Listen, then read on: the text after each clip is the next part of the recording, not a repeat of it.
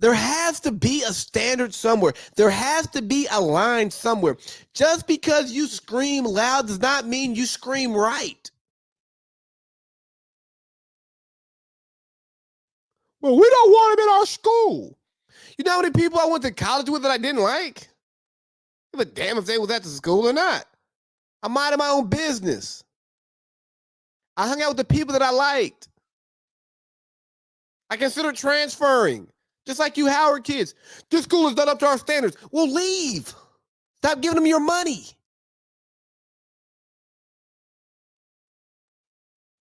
Well, I just want to be here, and I don't agree with what they're doing here. We'll sub you out. We'll find somebody else to pay. And you go somewhere with that you believe in, where you like every student, where you agree with the admission of every student there. Now, if he was convicted, kick him out. I get it. You don't want that in college. But then again, I say, well, at what point, I mean, damn, are we going to restrict higher education from those who commit crimes? I mean, hell, if you serve your time, I mean, it's one thing to be a threat on campus, touching people, affecting people, but you online, who you bothering?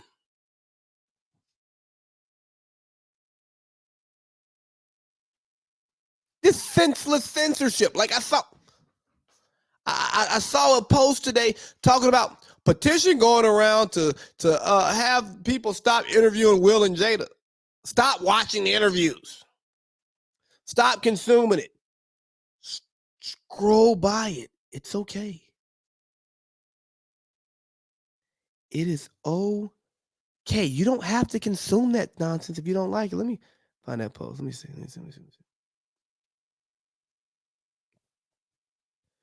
Petition online to stop Will and Jada Pinkett from doing interviews. Man, who are you to tell them to stop doing interviews? Just don't consume them. I promise you, if you don't consume them, people will stop interviewing them because it won't get them clicks, it won't get them likes, it won't get them subscriptions, it won't get them impressions, right? It won't run up their algorithm.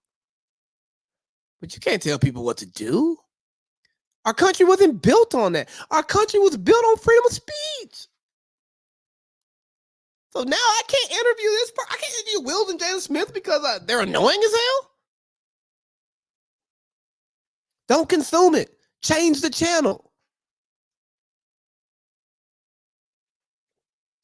And now let's circle back to Chappelle. Let's talk about the South Park post-quarantine episode. So what I loved about the Chappelle documentary and the Chappelle stand-up special, man, y'all ain't censoring Dave. In high school, the school he went to, some students were like, he's a bigot. We don't want this building named after him. The school's still going to do it. You know why? Because with art, you can't control art. If you don't like the art, don't buy it. If you don't like the song, don't listen to it. If you don't like the joke, don't laugh at it. If you don't like the comedian, don't listen to him and don't go to his show or her show. But don't tell somebody they can't do something if you have the choice not to consume it. Stop trying to censor the things that you don't like. Hey, maybe you should listen to it. Because what they say, diamonds, pressure makes diamonds, right? The process. Maybe you need to go through some adversity. Maybe you need to hear some uncomfortable things to help you find yourself. You know, it really sucked the first time that I was told I was selfish and spoiled. It really hurt my feelings. Like, dang, that sucks. When you have a really bad breakout, it really sucks to hear somebody say, oh, man, how about you? Oh, man, you gaining weight. You know, when there are things in your life that you care about and somebody tells you that you are not doing as well at those things as you should be, it freaking hurts. It does. It's human to hurt. It's okay for it to hurt. But that doesn't mean you should just shut it out. Like, just imagine working on a job and not performing to your boss's standard, but never being told by your boss that you're not doing the job well enough. Just imagine that. Don't you think you become better at your job if you're corrected on the things that you do wrong so you know how to fix them? Or not even just learning how to fix them, you know that you need to fix them. Yeah, that's the thing, man.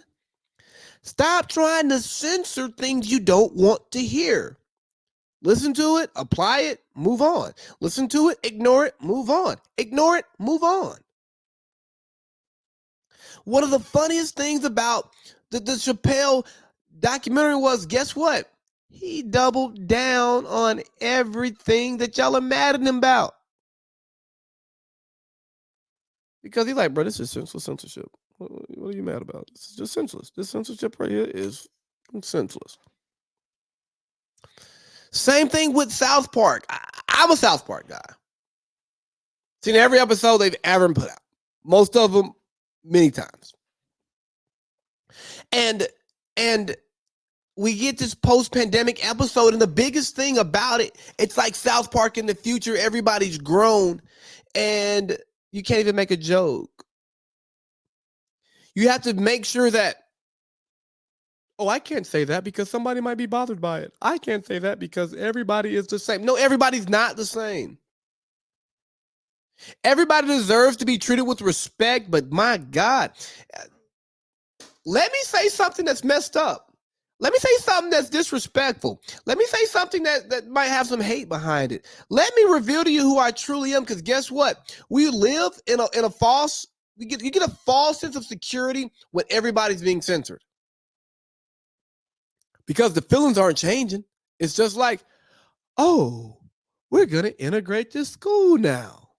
We got black kids, we got white kids, we got brown kids, we got, I don't know if I can say yellow kids, you know what I mean? We got Americans, we got African Americans, we got Latin Americans, we got Asian, we got all races here at the school. Well, we don't like all you races. We only like one race. A false sense of security because of senseless censorship. Forced integration with censorship. Oh, let's act like we like these people. You get what I'm saying? It's the same, but it's different. And now, at one point, I thought we were taking the gloves off and we're being honest with ourselves. We're being honest with each other. And everybody was like, race hasn't been worse in America. No, we just hadn't censored it. The censor came off. We had been censored for a long time. Censor came off. Because we couldn't talk about race forever. Now we can. And you learn how people really feel. But then when you go to Twitter, you don't really learn how people truly feel. I'm talking about in real life with the race thing. You get to Twitter, you get to, and they're like, oh, this violates our guidelines. Okay, whatever. You can kick me off of your platform because this is your platform and you're free to do that. But censorship. Boosie shouldn't say that about Lil Nas X. Maybe he should evolve his thinking, but why are you stopping him from saying it? Well, it hurts the kids. It hurts the little feeling. Okay. What if what you're doing hurts his feelings? And I'm not siding with Boosie by no means. But the fact of the matter is, when we start getting into trying to say, like, to get into the things that are subjective and try to make objective, take an objective approach to subjective behavior, it becomes all a thing of preference. And then we get back to our history books. The people in charge write the history books, and they tell the story the way they want to tell it, and not the way that it needs to be told. We rolling, big baby.